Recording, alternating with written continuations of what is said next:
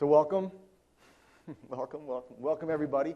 I did joke I was going to get some laugh tracks and applause tracks on my phone because I pretty much knew it would be 2 to 5 people. So obviously we'll keep it informal and easy. I can go through my PowerPoint. It's I'm the anti-PowerPoint person. So for me to put this together was a lot of struggle and focus on my part. You'll see how depressing that is once I go through the deck. So a little bit about myself, and this is being recorded, so that's why I'm going to try to be a little bit more animated. But my name is Pete Anello. I've been with SunGard for 10 years now, and I was hired as the email engineer at SunGard 10 years ago. At that point, we had like 55 different mail systems, and we focused really on consolidating onto Exchange in a centralized fashion. And that sort of is how I inherited LCS, OCS, because they couple nicely from a systemic point of view with Exchange. And then just a little bit about SunGard. We're a pretty big company, not huge, but not small. 17,000 employees worldwide, $4 billion in annual revenue. We're primarily a software company, and primarily we focus in the financial services sphere. But SunGard pretty much does everything from disaster recovery to software for public sector, municipalities, etc.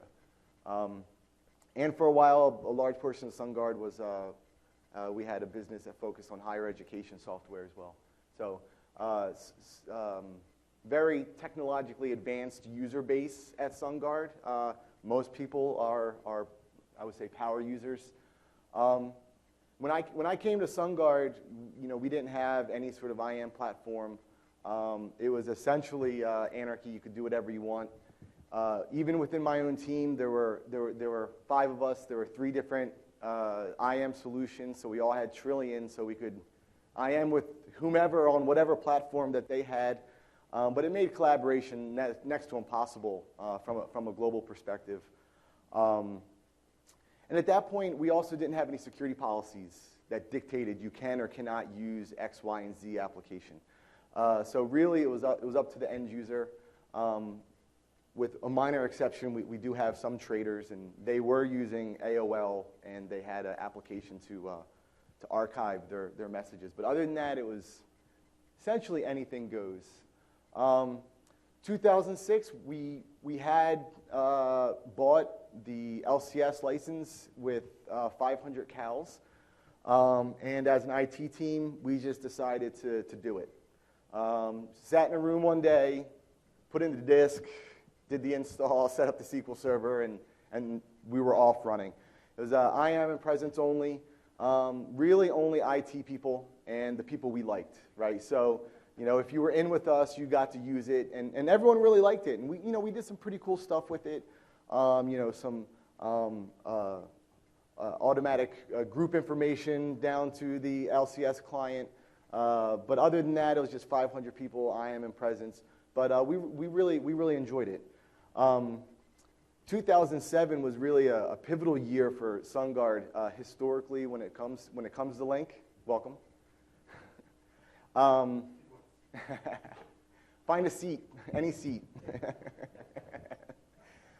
So in 2007, we were in a sort of a unique state at that point. We did not have an enterprise agreement with Microsoft, but we had a lot of people. We were running Exchange 2003 at the time. And SunGard is and was owned by the same people who own Avaya. So for us, Avaya was it was our mantra for a phone system, Avaya. But in Christchurch, they really needed a phone system really desperately. And the cost for an Avaya was really unacceptable for them. So they really wanted to have enterprise voice in 2006 on OCS with Exchange UM on Exchange 2007. And because we didn't have the EA, we didn't have the ability to upgrade our infrastructure for Exchange 2007 at that point. And because of some other factors, essentially what we decided to do at that point was to have them stand up an independent Active Directory Exchange OCS environment within Christchurch, the office, that forwarded their voicemail to their SunGard mailbox, but they essentially set up a closet OCS PBX system within the office for approximately 250 users. Most of them are programmers and IT people, and they blew it away. It was just a huge success. People loved it. And really, the person who headed our IT organization in Christchurch, who actually has a lot of responsibility for the entire region, became a huge evangelist of this solution. And they found that, especially in Asia at the time, they had many PBXs that were on their deathbed, you know, and there's a lot of concern about upgrading those PBXs and the cost that would ensue.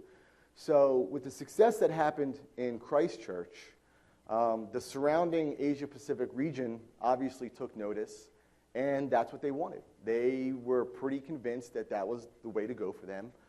They understood that at that point there were some gaps, high availability, failover capability, etc. But they did it, and they proved for the first time, at least within SunGard, that you can have a software-based PBX and have it be a very successful thing. And on top of it, the users, they just loved it. But this is really when the whole, I say worlds collide, because this is really when within our organization that we really started to take a serious look at doing things a little bit differently. And really all the credit has to go to, you know, our colleagues in Asia. And you know, it's all about necessity, right? You don't have the money, but you need something, so what can we do? So they were thinking outside of the box. They were thinking about what can we do to get where we need to go without spending a crazy amount of money.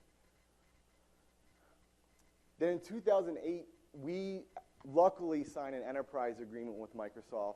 This obviously paved the way for a lot of our global deployments, because it handled the large licensing aspect of the product for us. In addition to that, in 2008, SunGard acquired a large financial services company in Europe. And at that point, they were using Skype as their primary collaboration tool. Interestingly, at that time, SunGard was also owned by the same people who owned Skype before Microsoft bought them. But our security policy forbids Skype utilization within our organization. So we had 2,000 users come on, and we needed to give them some sort of alternative to Skype. Not necessarily apples and apples, but some functionality was there. So when those 2,000 users came on, we decided we needed to do some sort of vendor analysis. So we did a vendor analysis. We looked at Jabber, Jive, the Avaya UC solution, and really we honed in on OCS. And there were a few reasons.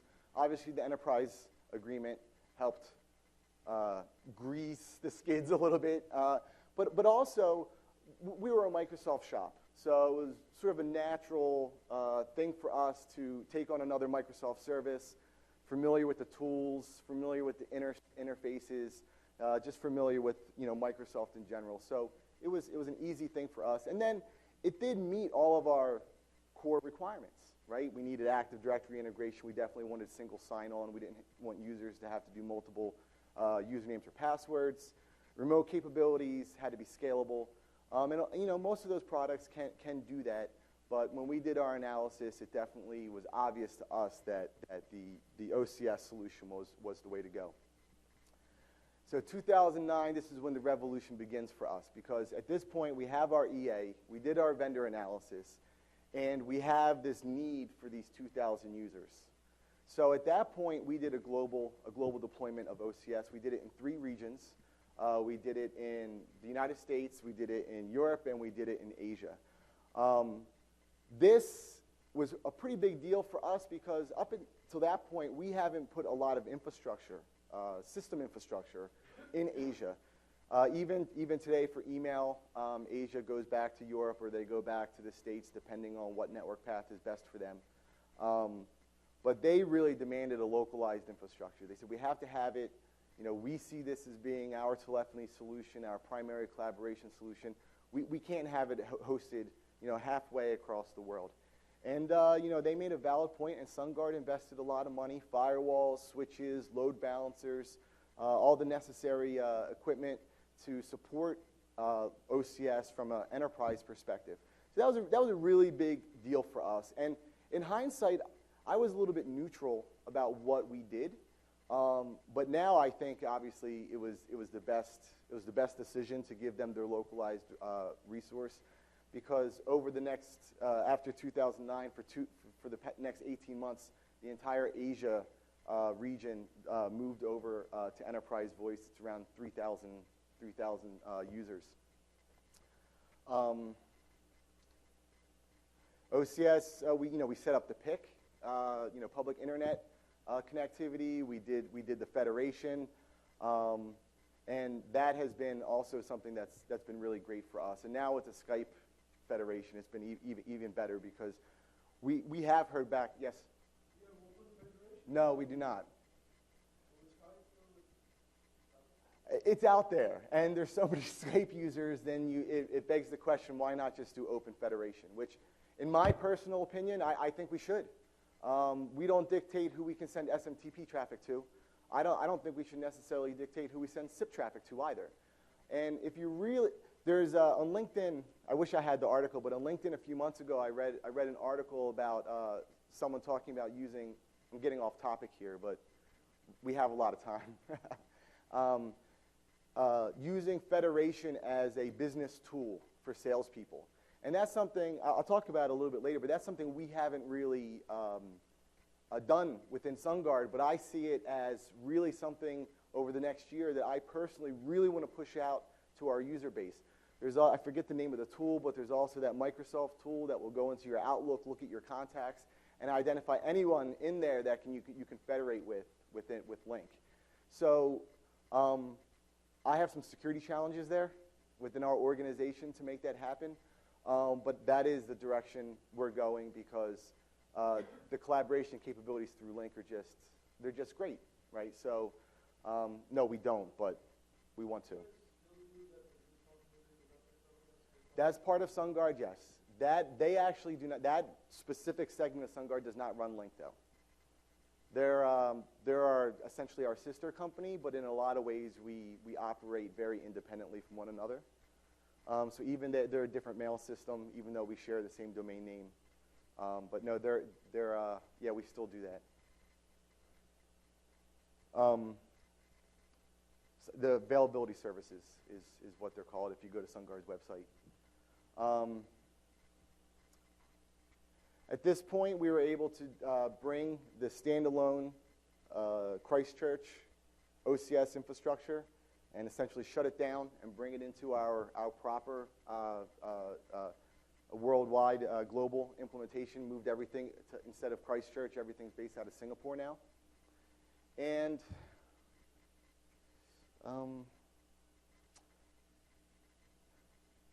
it just spread like wildfire. And one of the things that we found that I never expected desktop sharing to be such a big hit in 2008, 2009.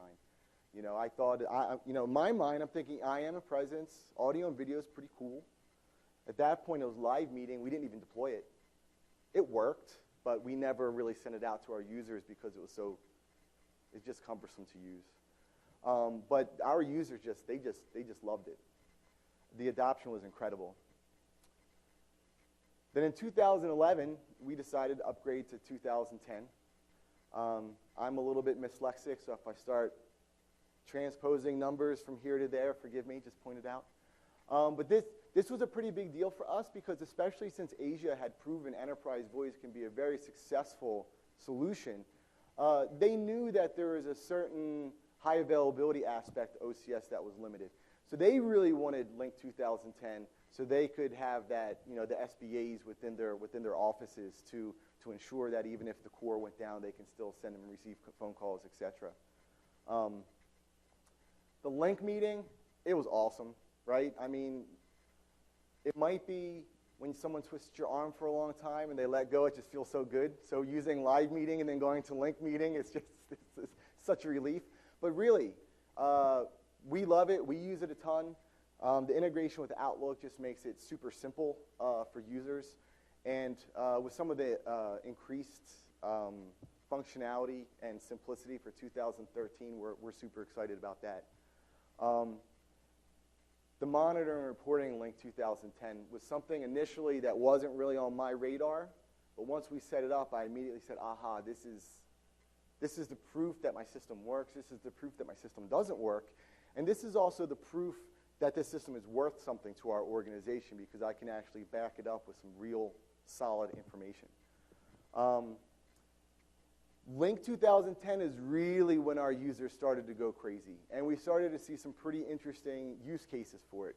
SunGard's a global organization, and my team is intercontinental. When we did our Lync 2013 deployment in November, the infrastructure, the conference room, we had my colleague from India, my colleague from Christchurch, and we had 2 people from London, and then myself from Philadelphia, from the United States. So everyone's in a global team at SunGard. It's just how we operate. So we heard some stories about what some people were doing. They were essentially setting up persistent meetings. You have your team in Pune, and you have your team in Burlington, Massachusetts. They're supposed to be one team, but everyone comes in different times. They don't really interact, and they act independently. So what we found some of our offices doing was they set up these essentially leak meetings that are going all the time on machines. So when people come in, shift changes, etc., they always say hello to the people on the other side of the world. If someone sneezes in one location, you'll get a gesundheit from another location. And it just brought a whole new sense of synergy to the team because they actually feel like that, we're in a room with, our other teammates, even though we may not physically be here. There's definitely that sense of togetherness. They also learned the value of good mics and speakers in that situation because when you're just having it out and open, you can have all sorts of audio problems. Lync 2010 client blew the OCS client away too. There's no doubt about that.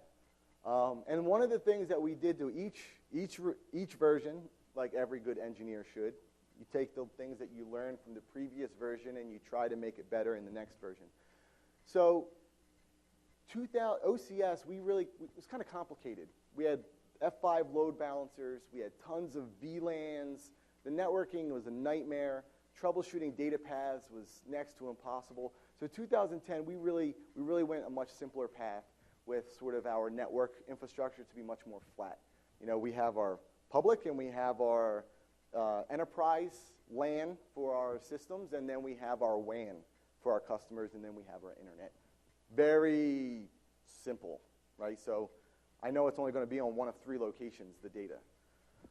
So we really worked hard for that. We simplified the load balancer configurations. We simplified our firewall rules, which you guys know can be really problematic. I originally tried to set all my firewall rules to be extremely specific from server to server. And really what we had to do is we just decided to set up secure zones that had a much broader port range that were deemed security acceptable to have a sort of a broader port range between them. So doing that really simplified our environment, and it eased a lot of my headache troubleshooting our environment, and it absolutely improved the performance for our users. We didn't see nearly as many meeting and collaboration failures as we did before we did that. So just simple. Keep it simple, right? That's what they say. 2013-14, here comes Lync 2013. And honestly, when I put this deck together, I was hoping to be a little bit further along in our Lync 2013 deployment than we are today. Right now, we do have our Lync 2013 servers completely deployed globally, which I'll talk about in a minute. But we did run into a couple hiccups with our migration process, which I'm happy to share with you guys.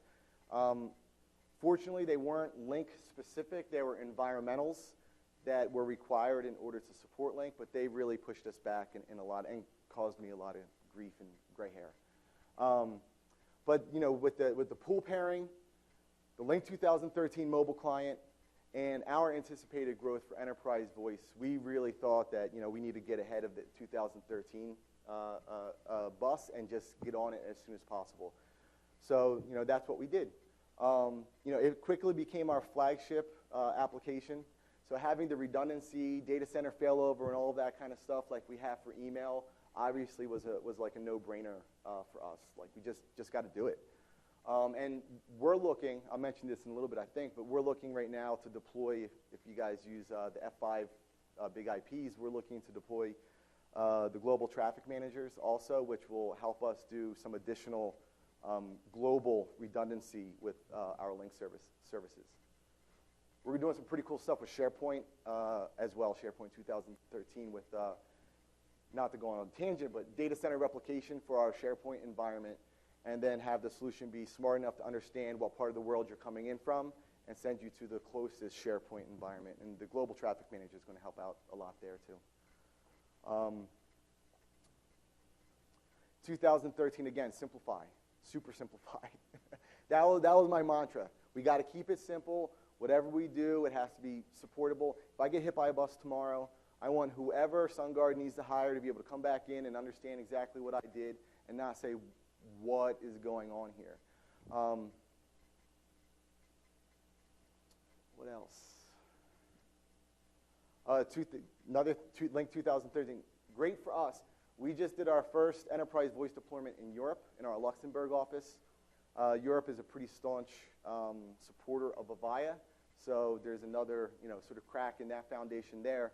But that's pretty exciting for me because I thought Europe would be one of the last places in our organization to move to enterprise voice. But the price is right. It works really well, and with Exchange users get a really fantastic experience. The other thing about Lync 2013 that made me super happy was that I could use my F5s for the reverse proxy. We are using TMG for our 2013 and 2010 environment. Initially, I tried to use UAG. I think I mentioned this to you the other night.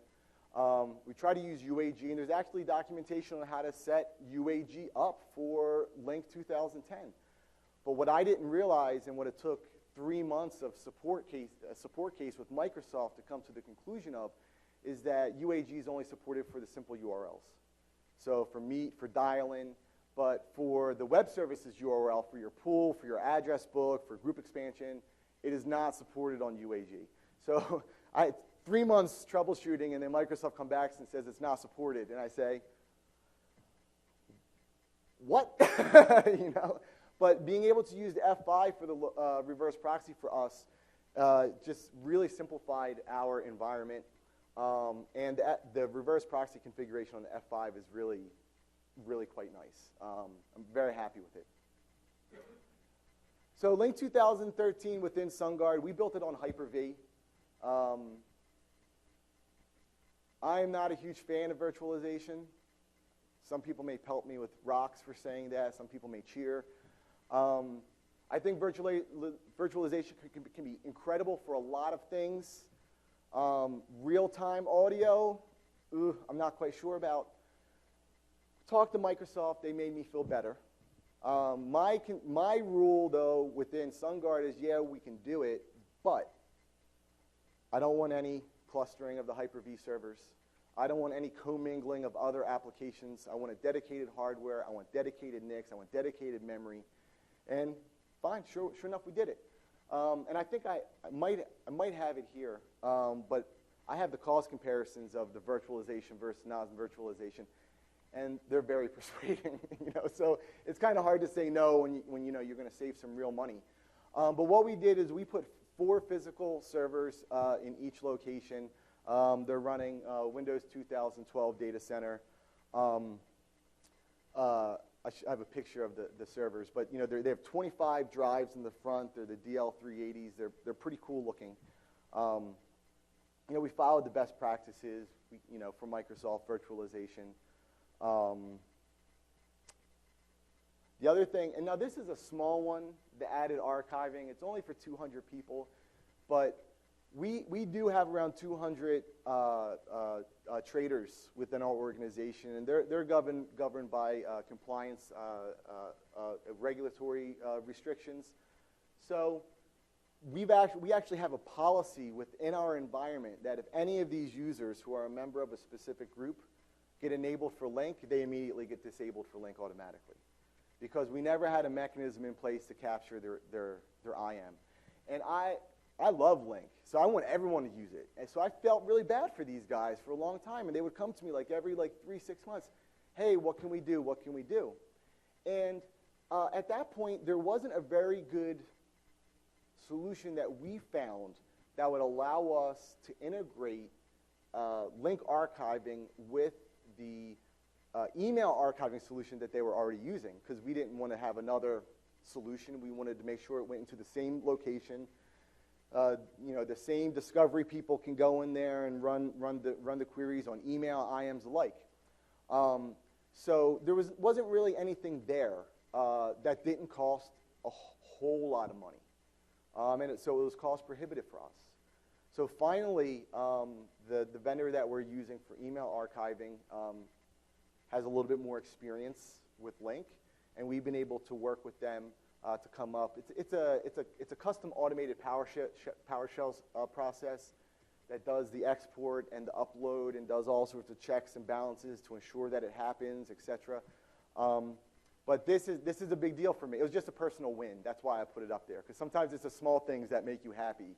So after this now means that every single SunGard user is a Lync user. So that's pretty awesome. And we added QoS support. We did the in-band port configuration. We have over 80 offices, and they're all unique, and they all have unique qualities, and they all have their own flavor of environment, right? So we're going to deploy QoS on a location-by-location basis after our rollout is done, coupled with some of our other unified communication solutions like our Polycom video equipment, etc. So we're laying the groundwork because we know that it's going to be required.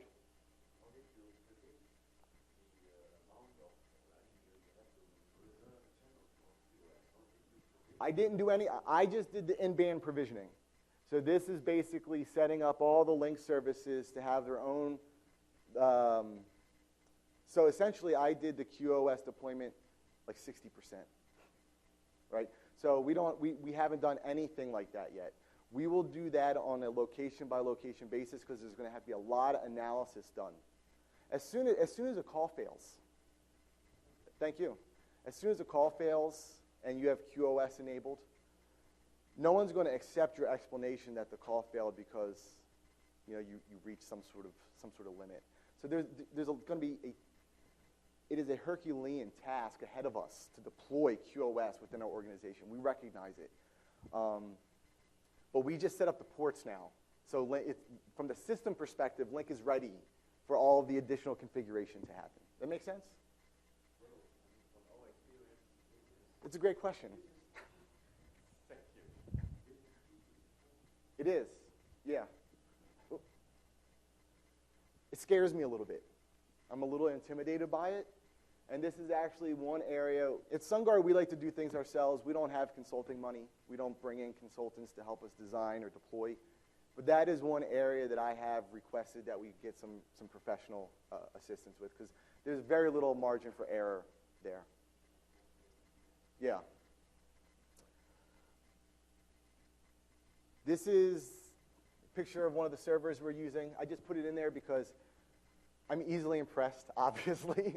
But I just thought it was cool to have 25 drives in the front of a 2U server. It was... there's between like 4 and 6.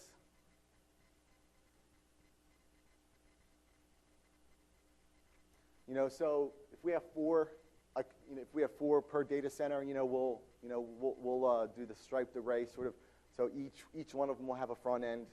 You know, the edge will be on different. Web app servers will be somewhere else, file servers, SQL servers, etc. So we essentially just spread the load.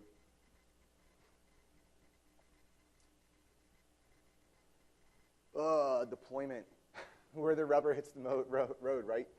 So for us and for me, this is our third go-around at a global deployment of this suite. And I was actually lucky enough to have the same project manager for each phase. And I need to remind her, she's the second most senior Lync person in our organization because she's been through it so many times. She knows the roles, she knows what it does, she knows how it works, she knows the errors, she's got the jargon. So for us, you know, we're seasoned at this point, and we're sort of expected to be able to do it and do it well without any excuses. Unfortunately, I have a couple excuses.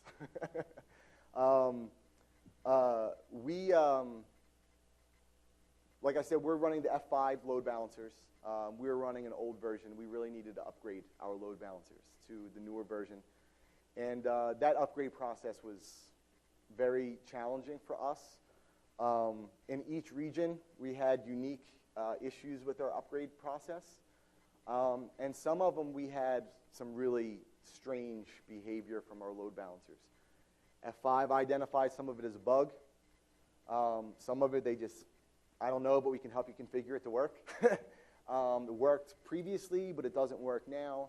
But that was a real challenge to upgrade our load balancers. And in hindsight, it's something we should have done last year. So when the project came, it was already done. But for us, we're lucky enough as an organization to have a proper project management office.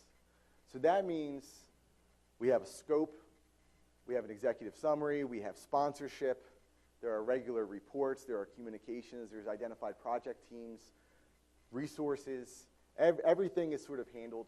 And it's nice for me because I have someone who handles it. I need to help her, but you know, she's out there making sure everyone's doing what they need to do.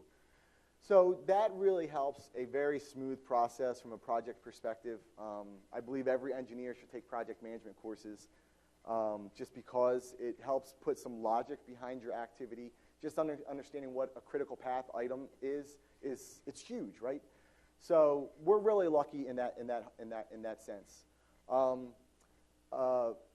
The big bang approach for our deployment, our previous deployments, we handled them a little bit different. We sort of handled each region as an independent deployment.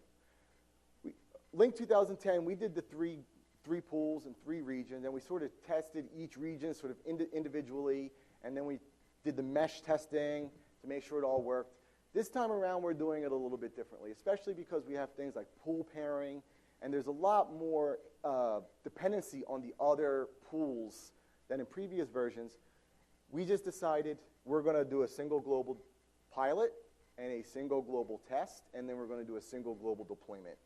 So instead of doing sort of 3 individual little deployments with a final test at the end, we're just going to do 1 deployment with a big test at the end, just to essentially to save me headache, because when I thought about it, I was making it unnecessarily complicated for myself. For us, communication is very important, obviously. Some of the biggest issues we have within SunGard with any system, centralized system that we deploy, is firewalls, VPNs, etc. We have a lot of local firewalls within our organization that are not centrally managed. And then there are also centrally managed firewalls. So I might be able to get in through the first hop, but the second hop, you know, maybe that peer-to-peer audio port range isn't there. So there's a lot of network troubleshooting that goes on. But we've been communicating for months now about, because we implemented with the in-band port ranges that we did for QoS, it's a new, broader port range for peer-to-peer than we did in Lync 2010. So we've been telling people for months, check your firewall, check your firewall, check your firewall, double check your firewall. And we wrote a PowerShell script that we send out to all our local admins that do port queries against all of our servers. So we're at least able to verify that the TCP ports are open from that site there. UDP, I don't know if someone knows how to do a telnet equivalent to a UDP port. I'd love I'd love to know because I've never been able to figure it out. And it also does not test the peer-to-peer ports as well. So we let people know your firewalls are very important, the script is very important, but keep in mind, peer-to-peer failures, it's your firewall. Check your firewall, check your firewall, check your firewall. So it's a battle I have continuously, but it's been something that, it's just one of those things that you have to be hyper aware of. It's one of the qualities that may be unique to SunGard or may not be unique to SunGard. Test script. Oh, and then we're doing our deployment with SCCM. That's how we're pushing our client out. Super simple, works really well. And then we do it by site. What we do is we take a site, say our New York City office, we'll get our pilot users, say 7, 10 people. We get them to confirm everything until Tuesday, then confirm it again. And then once we get the feedback from them that they tested all the services, they've done peer-to-peer calls with different locations, everything seems to work, then we'll go ahead and deploy to that office in a single day.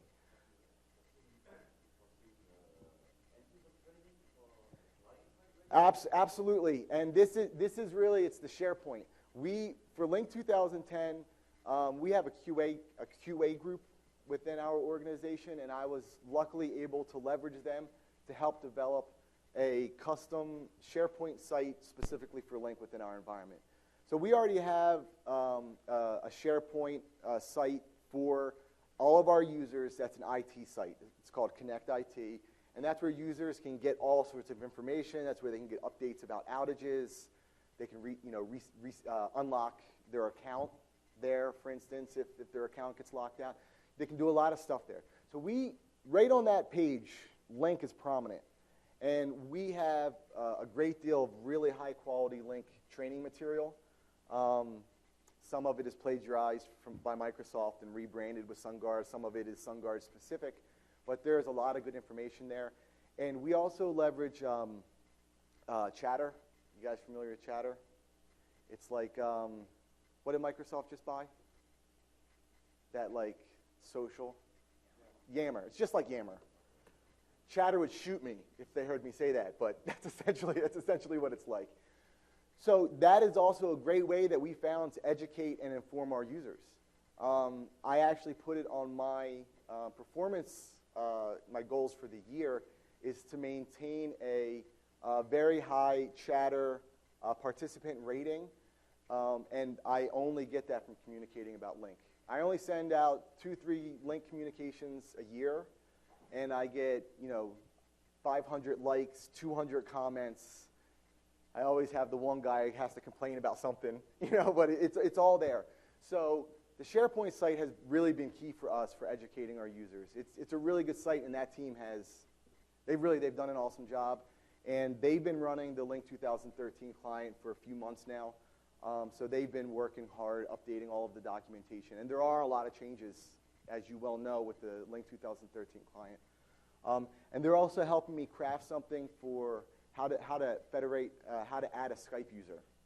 Because anyone who's done it, it's an extremely cumbersome process, and it creates a lot of confusion amongst users. And they're putting together like a pretty nice document that I feel once we have it, be very comfortable to say, hey, we're federated with Skype, here's the documentation on how you do it, and it should answer all questions. So that team has been invaluable for us, really.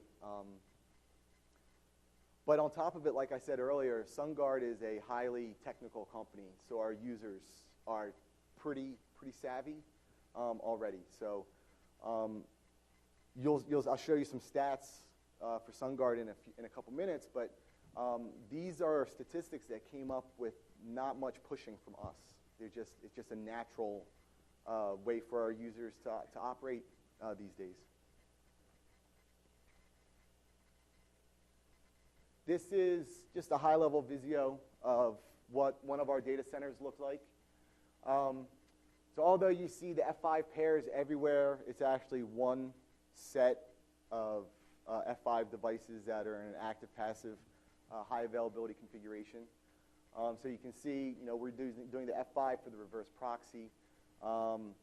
We have 2 edge servers in each location. We have minimum three front ends. We do the SQL mirroring with dedicated file share server that does DFS replication globally. So like we're pretty well covered there. Put in the local director to satisfy our security team, right? I mean, I'm not quite sure if it's required or not, but we put it in. And then the other thing that we put in new for Lync 2013 was persistent chat, which by the way, this is wrong. We're not running it with the load balancer. That's just DNS load balancing there. But the persistent chat, we're going to pilot it. We have some businesses that are interested in using it. I have some concerns about managing it. I'm a exchange engineer, to my core, and when I think of persistent chat, I can't help but think this is public folders 2.0.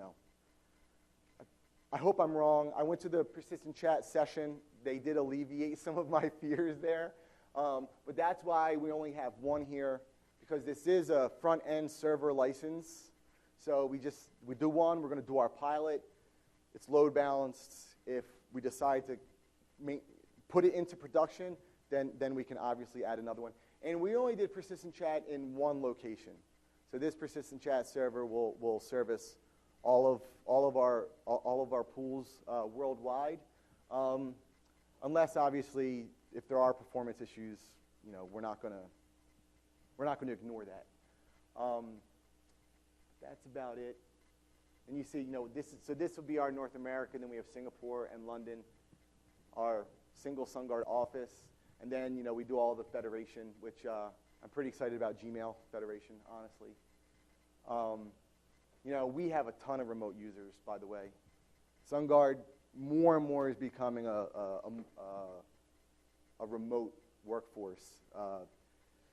Lots of office consolidations, and you work from home now.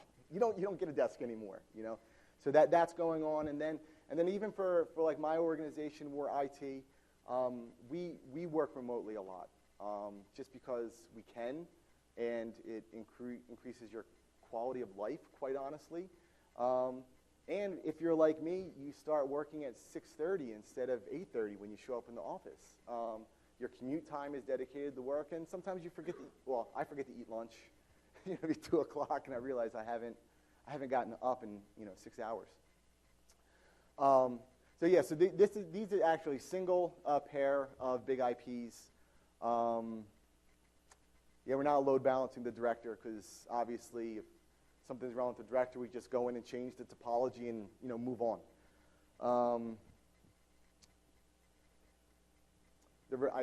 I can't, just because of how shell-shocked I am from reverse proxy in Lync 2010, I can't emphasize how happy I am with the reverse proxy that the F5 load balancers are doing. And honestly, I'm a little disappointed they're not here. There's only 2 supported reverse proxy configurations according to Microsoft for Lync. One is IIS, and the other is F5. Like if you look at supported reverse proxies, that's what they say. And I love it. I love it. It's so simple. It works so well. One issue I have to say about the F5s, though, is that monitoring them is a little bit challenging, and reports can be even more challenging. So, especially in Lync, with Lync reporting and your statistics and everything else, you can get so much good information. But getting information from the F5, I can get real-time information. I can tell you how many connections I have right now, but I can't tell you, when my peak was over the past 5 days on a specific virtual server. I just don't know it. So the monitoring and reporting there, leaves a little bit to be desired. You can set up SNMP traps for a lot of the stuff that you want to do. They did have a SCOM management pack that they discontinued, which is pretty disappointing. Anyway, not to go on a sales pitch for F5, but they do have an enterprise management platform, which I'm looking at shortly. And then one of the things I mentioned earlier that we are planning on doing later this year is right on the outside of the external edge, there'll be another F5 device called a global traffic manager. So the F5 big IPs are called local traffic managers, and then they have the big IP global traffic manager. So the local traffic manager obviously is just local traffic. It's not meant for data center to data center. but the global traffic manager is. The global traffic manager will have a partner in the other locations, and they'll be aware of each other, as well as aware of the health of the F5 virtual servers for Lync. So you can actually set it up where your environment blows up. You still have the global traffic manager there. It'll seamlessly send all your user traffic to the other location. Users will never know. This is something that, not to go off on another tangent, I'm super excited about for Exchange 2013, because this is going to give us the ability to go down to a single namespace for OWA. Right now, because we have multiple Exchange environments that have multiple web presence, we have to have regional URLs, and we want to get rid of that. The other thing with Exchange 2013 is that they now want you to connect to your local CAS instead of the CAS that's in the site of your mailbox server.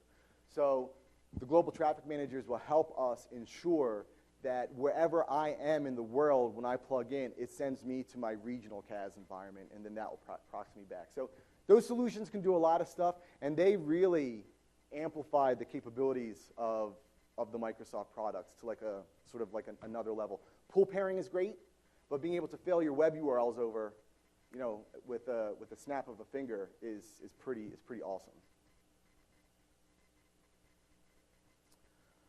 Lessons for SunGard. I mean, I'm still learning lessons because, like I said, we're still in the throes of some of this stuff. But really, it's be prepared to troubleshoot, right? I mean, anyone who's deployed, you know. And you're going to have to deal with Netmon or Wireshark or something along those lines to sort of understand what's actually happening with that traffic. So you just have to be prepared to troubleshoot. And sometimes it's not easy. You know, the Lync logging tool, half the stuff in there, I can't find any documentation on what it's logging. You know, so if I'm having an issue and I want to say, hey, you know, say my web app, I'm having issues uploading PowerPoints. If I want to do the Lync logger, what services do I go in there and check in order to get that information? I have no idea. I have found documentation on some of the most popular ones, but there's, I don't know, 50 or more in that list. So that's one of the issues with the Lync logging tool. Sometimes it requires Microsoft professional services to hold your hand there to identify the appropriate things to log. I'm also very lucky because I've been working with our Microsoft team with these products for over 6 years. So like Kevin Cherry, who's here, he's been working. I've known him, you know, for like 7 years now. And Tim Ring, he gave a couple sessions this week. He and Teo, who's also one of our UC specialists at the Technology Center, it's literally 3 miles down the road from my office. And, you know, we're federated with Microsoft, so they hear from me all the time. So I often go to those guys, and they've been a huge help. Know your environment, right? Everyone has their own flavor, right? Everyone has, you know, something unique about them. But these environmentals are going to they make or break your Lync deployment, right? And if you don't know what's going on in your environment and you start having Lync issues, you're just in for a rough road ahead. So you really need to know your environment. You need to understand your networking. You need to understand your proxy environments, because we've seen a lot of issues. For instance, local proxies don't have exemptions in for our web services URLs, for instance. So even though they're on the LAN, when they're going to the web services URL, we do split brain DNS. It's going out to the internet, coming in through the reverse proxy, and obviously they start to have issues there because your data is not taking the appropriate path. We also recently had an office I'll mention them, in Dublin, in case anyone's watching. Lots of audio-video issues, you know, so I'm getting in there, we're troubleshooting, and they're not using standard DNS. They have a localized DNS. We do split-brain DNS, so anything they're resolving for any of our services, they're getting a public IP while they're sitting on our LAN. And they're wondering why they're having network problems.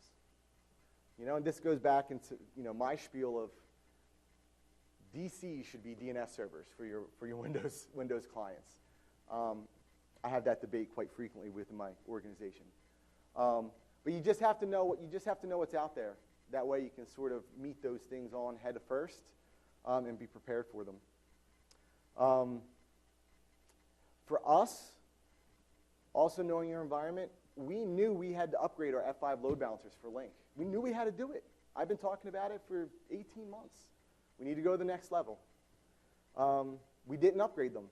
So now we're around 2.5, 3 months behind in our total project, primarily because I've spent a ridiculous amount of time and effort upgrading our load balancers. Where if we just would have done it a year ago before it was a critical path for our project, it would have been a much, much smoother transition. And I would have been a lot happier because the F5s, they manage everything for us. You know, SharePoint, Exchange, all sorts of remote connectivity comes through the F5. So that means all that work has to be done off hours, and none of it's simple.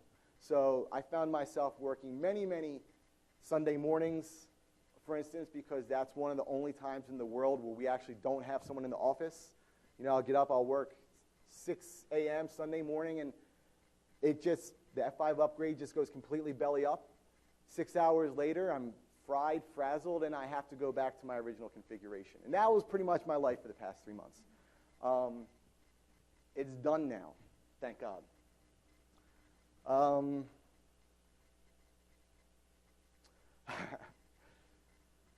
So that sort of ties into like just do your prep, have a plan. The other area that we really ran into an issue is that in Asia we needed a new circuit for our infrastructure, a new internet circuit.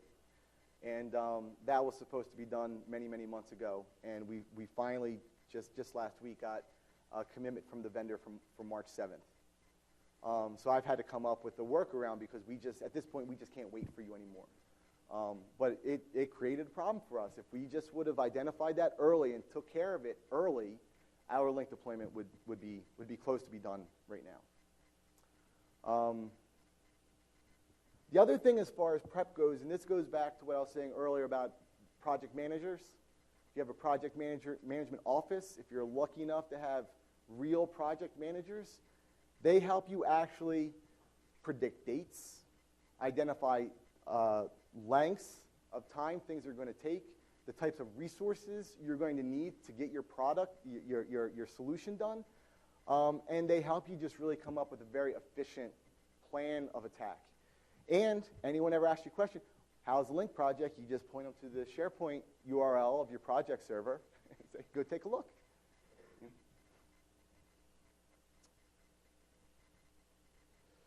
So for us, areas of focus besides finishing our deployment, obviously, which right now we have one issue that's really holding us up. Our web app servers really don't seem to be working very well for us. We finally got it so a presenter can upload a document, but the participants can't do anything with it. They can't even view it. So we have an open ticket with Microsoft right now that we're working through. That'll really be my primary focus next week when I get back into the office, is to get that straightened out as soon as possible, because that is the only thing that's holding us up right now. And it seems like Lync people don't know about the web app server. I mean, I don't know if I had a couple conversations this week, and yeah, the web app, yeah. But those are the web people, you know, because it's really not a Lync service. It's a service built outside of Lync that Lync leverages. So we've been finding it a little bit tricky sort of navigating the support path there, because it's who do you want to talk to? Do you want to talk to a Lync person? Do you want to talk to a web app person? And I'm thinking the latter at this point, because and you've done the Lync deployment. Web app configuration it's not complicated. You know, it's not a lot to it. But areas of focus for us, mobility is a huge one. We see a lot of potential cost savings there. A lot of international travel within SunGard, a lot of international travel within SunGard. So just giving our users another method to communicate without using either their international minutes or international toll calls is pretty powerful. We do recognize that there is going to need to be a ton of user training revolving around the Lync mobility application, right? Because if the goal is to save money, when I'm in Singapore, I don't want to walk down the street using their 4G network doing a Lync call, because that's going to be very, very expensive, right? So, and then like you were mentioning to me, just managing user expectations. If you're in a busy Starbucks and there's 15 college kids with laptops and your call doesn't sound very good, it's not Lync. Your environment is going to have a lot to do with the experience that you have with this product. So it's just making sure that users' expectations are managed and they understand the right circumstances in which to use that tool. But it's huge for us, you know. And with the added feature set of the client, you know, it's the real deal on your phone now. Where the 2010 client really, you can get me if you need me, right? But I'm going to call you on my phone when you send me an IM and I get it on my phone. We're going to have a huge focus on reports because this is where we prove the value of this product.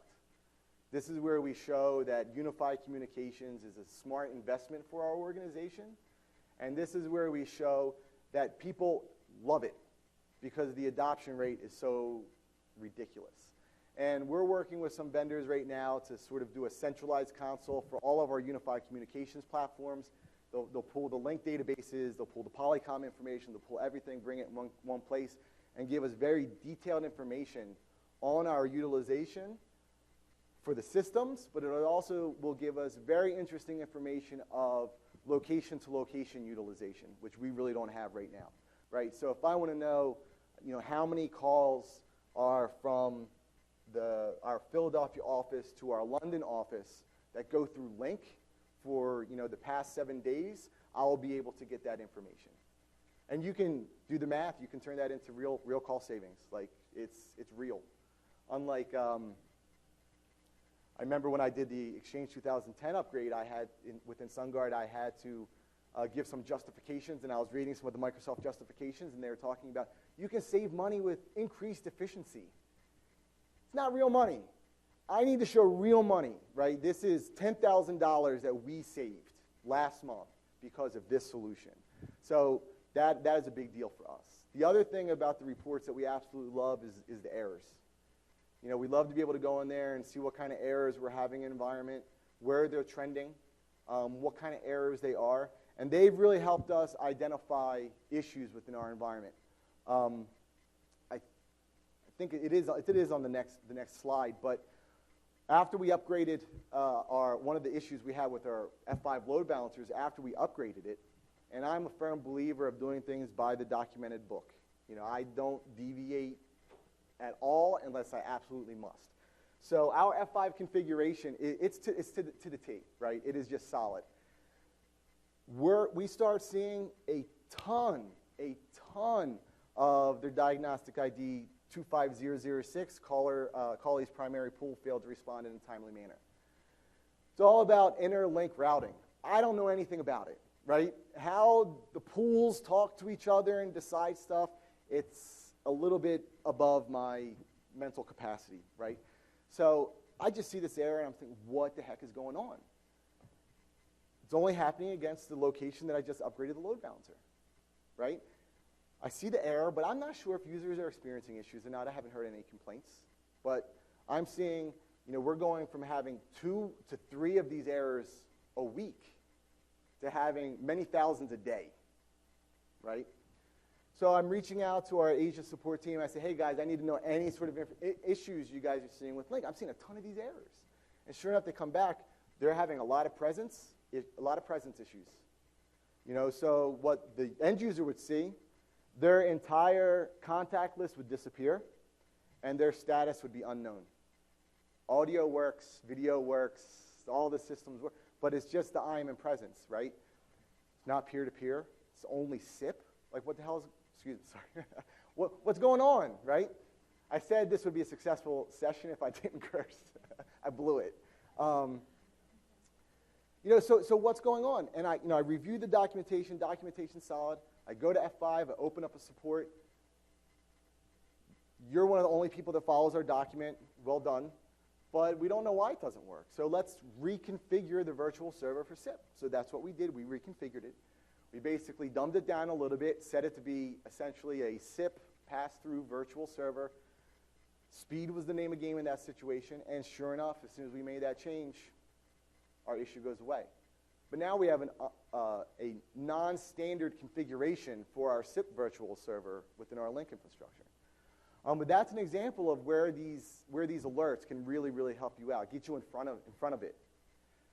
Instead of having people knock on your door asking what's going on, you can say, yeah, I got it, I know it, I'm on it, I'll let you know as soon as I have it fixed.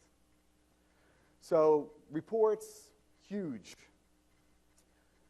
Focuses for us, enterprise voice, E911. I know you guys don't have to deal with it because you have different regulations in Europe, but we have to deal with it, unfortunately.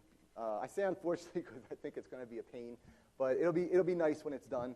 We're looking at some vendors to do that. There's one vendor, I think their name is Red Sky. Verizon's a reseller of theirs. We're already a Verizon customer. They manage our network, so it makes a lot of sense for us. So we're hoping that we can sort of pawn that responsibility onto another organization, because mapping out our environment does not sound fun to me for E911 purposes. But we're required by law to provide that functionality for any office. I know you don't have to provide it for remote people. But you have to provide it if someone is actually in your facility, and yet it has to be of a specific detail. What floor you're on, what section of the floor you're on, etc. And a lot of the solutions out there are pretty cool. They can have it set up where anyone dials 911 in any facility, notifications automatically get sent to specific people within that facility, so they're aware of it. You say your facility staff, for instance, maybe that way if they're aware if there's a fire or an emergency. You can do a lot of stuff with that. It's pretty cool. So that's something we have to do. We have integrated our Lync environment with Sonos. We use the Sonos, for, the net boxes in Asia for our enterprise voice deployment. In Europe and in the United States, we have Sonos SBCs in our data center that have redundant SIP trunks into them, and we have configured Lync to use those. From a Lync perspective, it's great.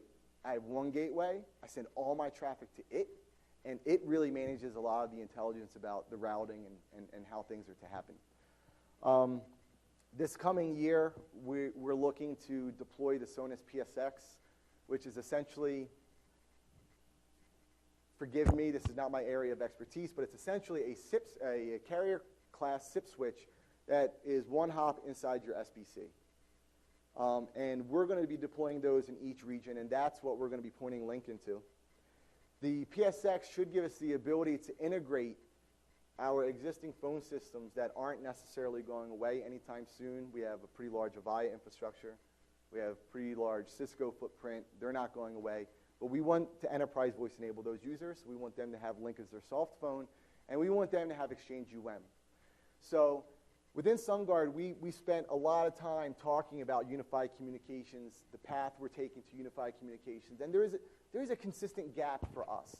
What's going to bring all this stuff together, right? What is going to allow everything that we have, all of these disparate systems that we're not getting rid of anytime in the near future, what is going to allow us to integrate them with our Lync environment and give us the ability to give our users a similar experience across the board, regardless of technically what their PBX is on the back end.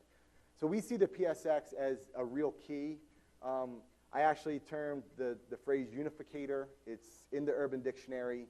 I summoned my inner George W. Bush when I came up with that one. But the PSX is going to be our unificator. The other thing that's nice about it is that, from a Lync perspective at least, all of the other phone systems and components out there can be upgraded, and I don't have to be worried about how their upgrade is going to affect the integration with Lync, right? So each of these systems can be upgraded at will, and then the PSX sort of stays there in the middle, and it keeps them all sort of at bay enough where they can maintain a certain level of independence and not have a direct reliance on one another. So if you start thinking about Cisco, Avaya, your Nortel, whatever you have in your environment, bringing them all into Lync, as soon as you upgrade Lync, you have to think about Cisco, Avaya, Nortel, and everything else. With this sort of solution, we don't have to do that. So we're pretty excited about that. We think that that's going to be the real key to a very large global Lync voice deployment within our organization. The PSX also does really nice stuff. It's going to help us have some really intelligent call routing because the name of the game is saving money.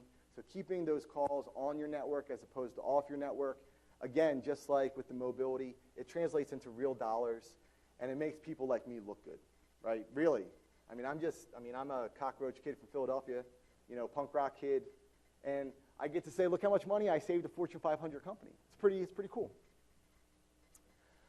We were talking about federation earlier and how it was my desire to increase federation. I think federation is incredible. Primarily right now we're federated with IT organizations, Microsoft, Polycom, etc. But really for me it's a personal goal of mine to really push federation within SunGard this next year. I think the addition of the Skype federation is going to tantalize people a little bit to become more aware of federation. But like I was saying earlier, I'm very keen on having open federation. I would like to do it. I would like to get approval for it. We don't dictate who you can email. I don't see why we should dictate who you should send an IM to. And Lync does a pretty good job of throttling the traffic if it's not explicitly listed within your federated partner list. So there's not a lot of danger there, in my opinion. But there is a lot to be gained from the business perspective. You're a sales guy, you're a support guy, you have clients, you have customers. Being able to interact and collaborate with them through Lync is going to be a real boon for them, I think. And I think federation is going to be the next sort of big thing within our environment for Lync.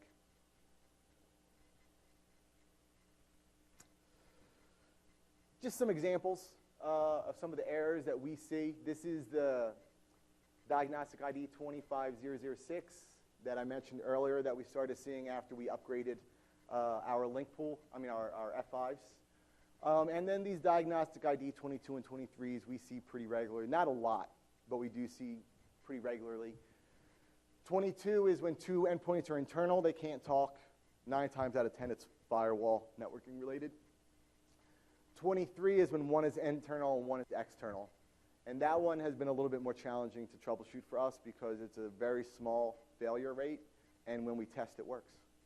So it's kind of hard.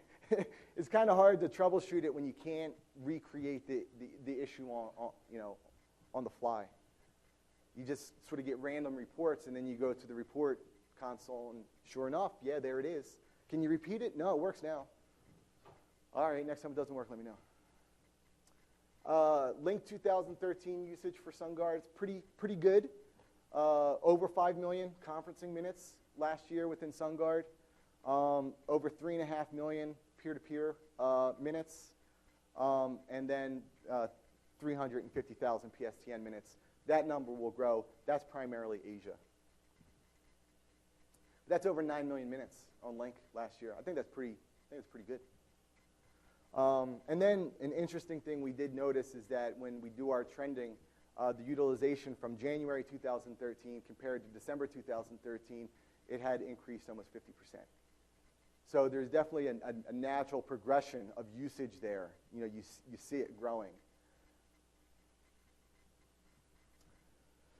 This is so far. This is January, right? So January, we did over 10 million IMs. It's pretty awesome. Right? If you only had $1 for each IM, right? 600,000 peer-to-peer minutes, pretty good. 80,000 video minutes. Obviously, we don't use video as much. This is what I do to my webcam. I put the sticker over it. Lync meetings. 20,000 Lync meetings in a month. I don't know what this compares to your organizations or other organizations, but I don't have anything to sort of gauge it against, but it seems pretty good to me. And then obviously, the 350,000 AV minutes. And we're going to blow away Q4, the Q4 stats for 2013. The Q1 stats for 2014 are going to be way better. So even though our user adoption rate has been incredible, people love it, it's just they're using it more and more. The future. Heh. Enterprise Voice and Exchange Really, it's one of our prime focuses. Be it the integration with the PSX to be able to get our Avaya users to have Lync as their soft phone, which will be a huge, enormous win in our organization, or just the random offices. The office I work out of, we're running a antique Nortel phone system with Meridian Mail. Has no functionalities whatsoever. You can't forward calls. You can't do anything. That office is going to come over to Lync Enterprise Voice, and that's a good office. We have a lot of our chief executives work out of that office. Many assistants. So it'd be nice. We'll have a lot of Polycom phones with sidecars on them, and do that whole thing. Integrating our existing phone system, that's going to be huge for us, right? We have 8,000 users between our various phone systems that we're not getting rid of. That's half our organization. So being able to set that up with the PSX is going to be a quick, large-scale win for us. And the other thing we're doing, we're starting we've been working with Clarity Connect. They're working on a statement of work with us right now. But we're looking to pilot Clarity Connect with our internal help desk. So this is going to bring IM Alive or Lync Alive to the help desk SIP address. So the help desk will have one SIP address, and whoever you are, you can IM it, ask you a series of questions, new or existing case, what's this related to, et cetera, and then it gets routed to the next available help desk support person, who within their Lync client will have a window that goes to salesforce.com, which is our ticketing system, that'll have all of the information that those users had entered in their IM message. So that's pretty cool. We're pretty excited about that. What time is it? Time did it end?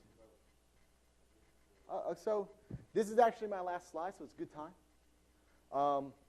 But really, for SunGard and for me, Lync has been like an incredible experience, and it has quickly become our flagship application. It's one of the most important services that we offer. With that comes a lot of responsibility, but comes a lot of great opportunity as well. So we love it. So I'd like to thank Microsoft for having me here, and I'd like to thank all of you guys for showing up.